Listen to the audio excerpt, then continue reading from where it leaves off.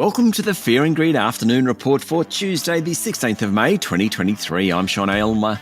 Every afternoon, we've got the 5 stories that happened today that you need to know about. Story number 1, the S&P ASX 200 closed down 0.5% today to 7,235 points. Some of the more defensive stocks were among the worst performers. Woolworths, CSL and Sonic Healthcare fell more than 1%. Tech stocks also struggled, with WiseTech Global and REA both off around 1.5%. The major banks were mixed, so too the iron ore miners. Among the worst performers were Eagers Automotive and Hub24. They both fell around 5%. Best on the day was Life360. That's the tracking company.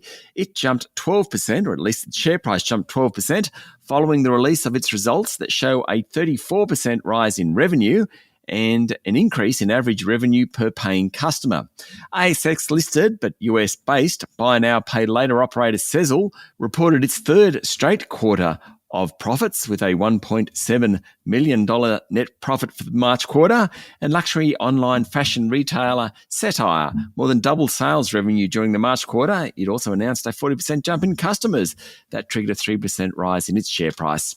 Story number 2, almost a year into the job, and Prime Minister Anthony Albanese is riding high in the opinion polls, with the latest Sydney Morning Herald Age Resolve strategic poll showing that 63% of voters think the government has done a good job and only 29% rate it poorly.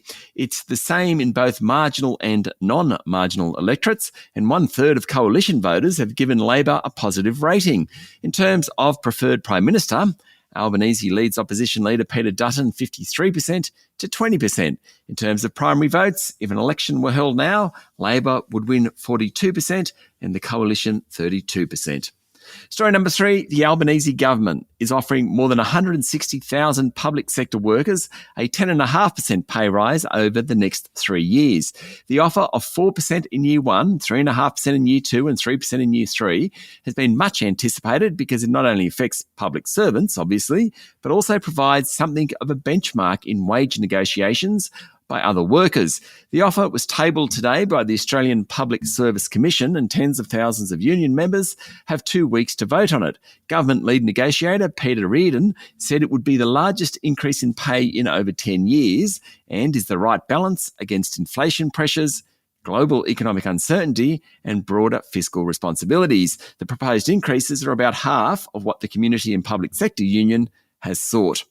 Story number 4, building materials group James Hardie's share price jumped 8% today after saying that volumes had fallen but price increases had bolstered the bottom line. Australia's largest building company and 27th largest listed company announced a 12% jump in net profit, which was a pretty good result given that over the past 7 months it's cut its profit forecast 3 times. Chief Executive Aaron Erter said James Hardie aimed to increase its market share in the plasterboard and wall cladding sector. While volumes in the Australasian business fell 9% in the 12 months to the end of March, the group was able to push through price rises of 10%. Mr. Erter said demand remains unsettled and home buyers and renovators need a clear signal from central banks that rate rises are at an end before there's any rebound in demand. And story number 5, China's youth jobless rate has hit a record of 20.4%. 20.4%. The overall jobless rate is 5.2%, and the April youth figure is a new all-time high. And it could get worse, with 11.6 million students expected to graduate from universities and colleges this year.